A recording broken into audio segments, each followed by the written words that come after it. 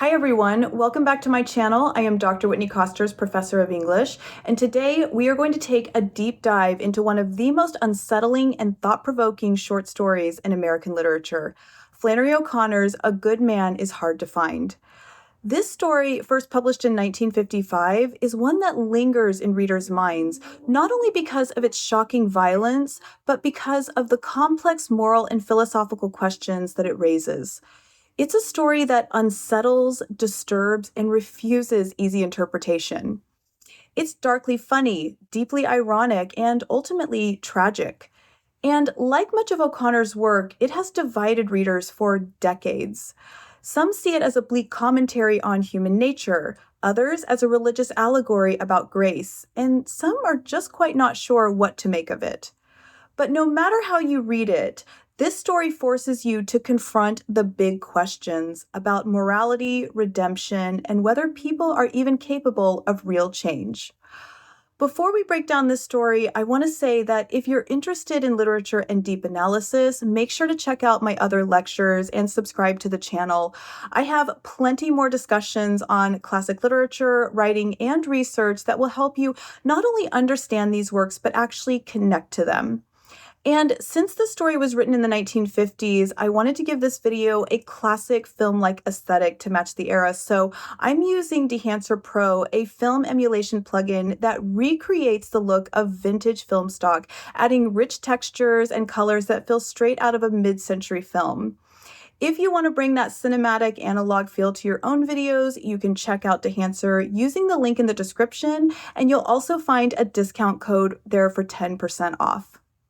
Now, Flannery O'Connor was a writer deeply shaped by her Catholic faith, but she wasn't writing simple morality tales. She worked in the Southern Gothic tradition, a genre known for decayed settings, grotesque characters, and dark humor, and she used these elements to explore spiritual themes in ways that were often shocking.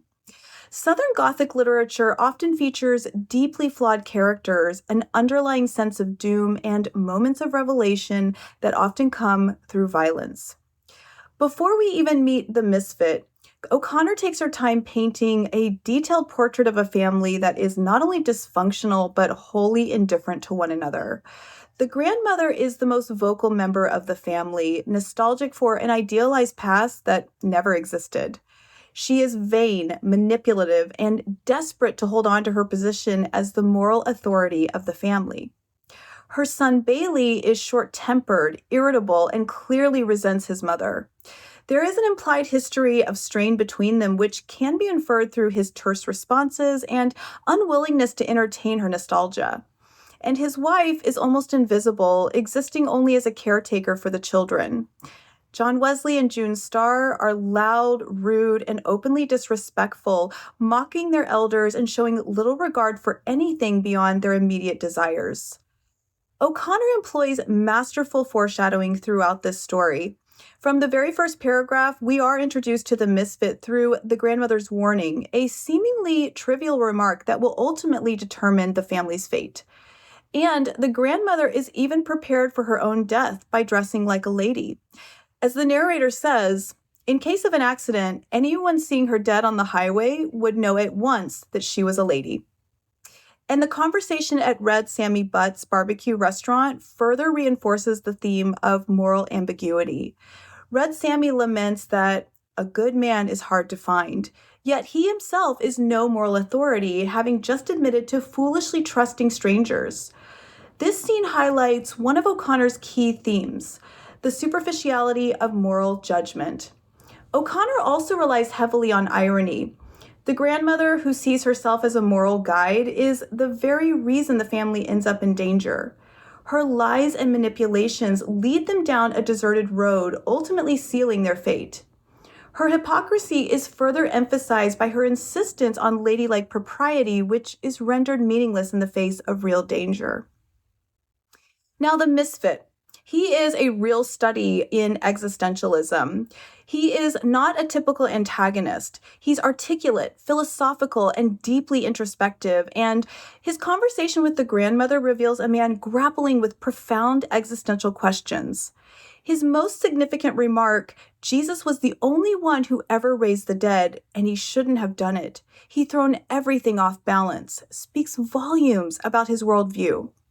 This is a direct reference to existentialist thought, particularly the idea that without absolute certainty, morality becomes a construct rather than an inherent truth. Now, the Misfit's crisis revolves around the problem of belief. If Jesus truly raised the dead, then faith must have meaning and actions carry eternal consequences. But if he didn't, then everything is permissible. This uncertainty haunts him, driving him to a nihilistic existence where he justifies his crimes as responses to a chaotic, indifferent universe.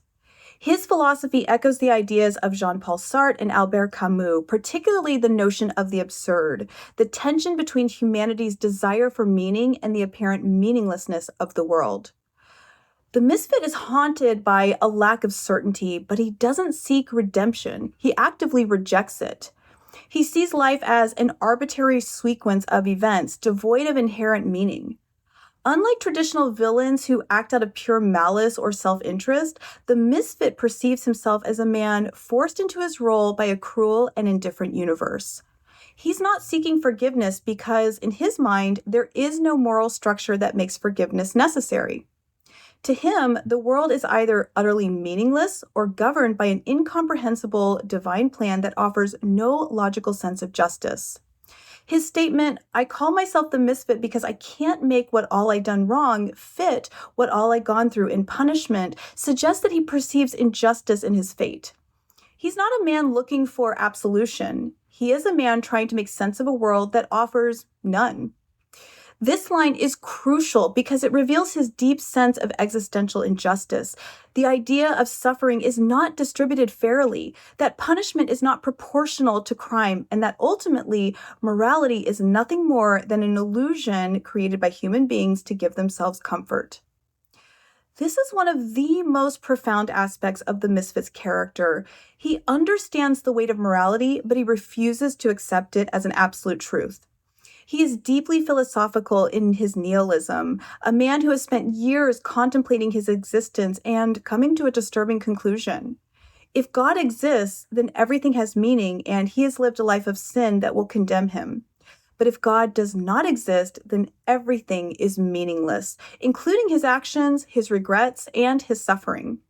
He is trapped in an unsolvable paradox, one that prevents him from either accepting grace or fully embracing his own cruelty. Gives you a lot to think about, yes?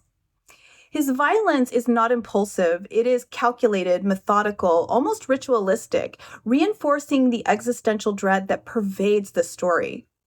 When he executes the grandmother, it's not out of hatred or rage, but out of something colder, the need to eliminate the possibility of meaning.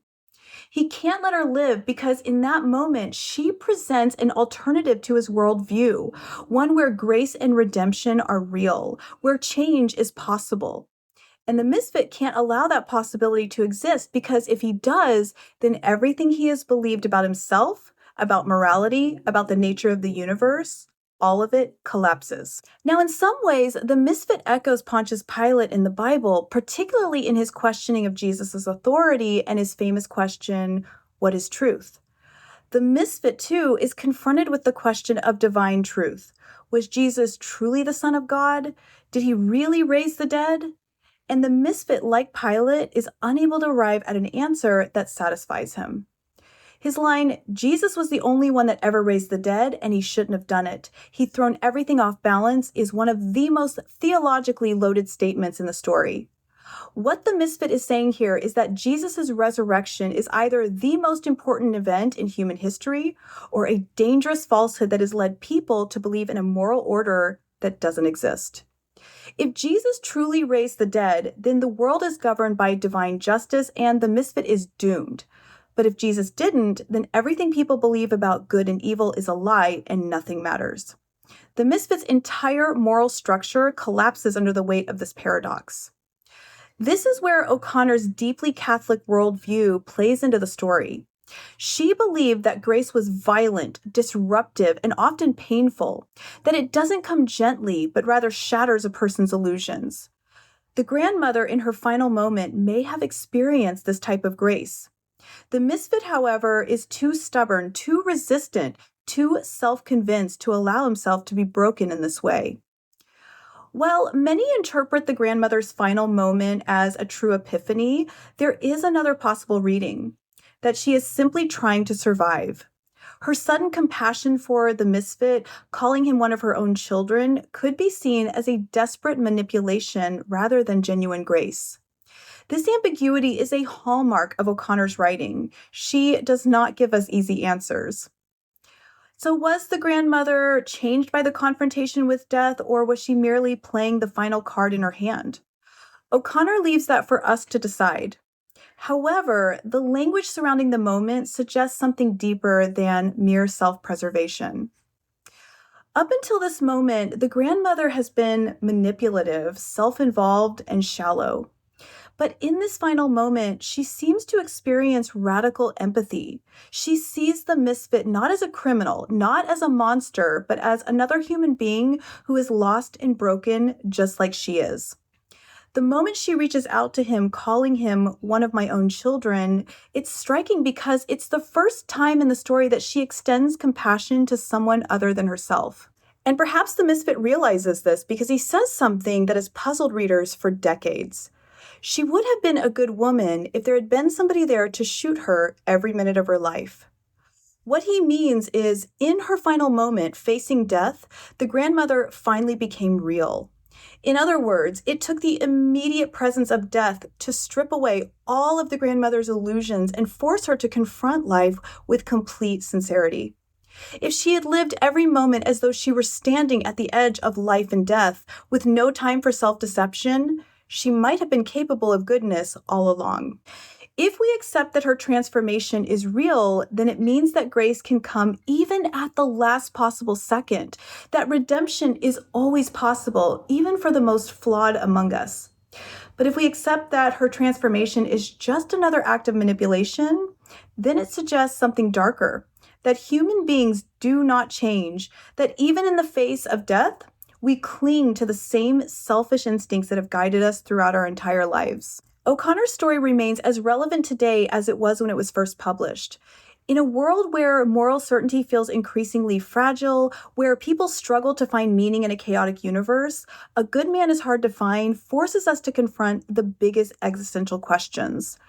What does it mean to be good? Can people truly change? And if we strip away all the comforting illusions, what is left at the core of human nature? The misfit represents the modern existential crisis. He is a man who has thought deeply about the world and arrived at a terrifying conclusion, that there may be no divine justice, no inherent morality, no higher power that ensures fairness or redemption.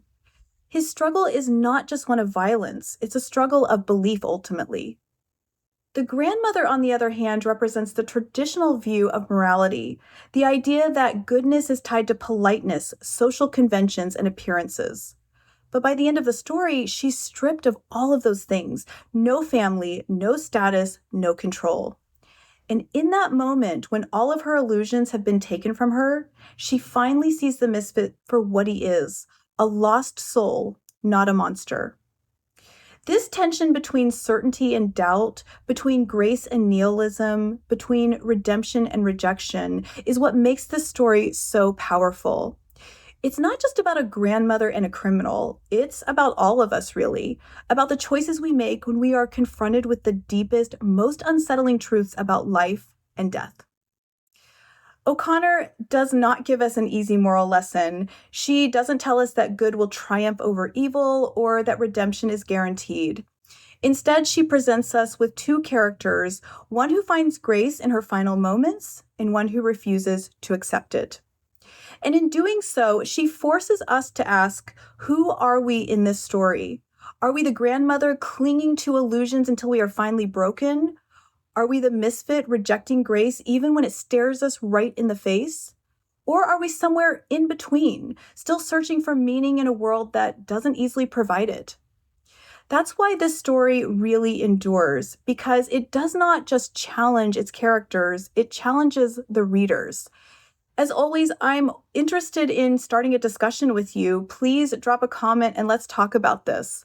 And if you enjoyed this kind of analysis, do check out my other lectures and subscribe for more discussions on classic literature. Be well.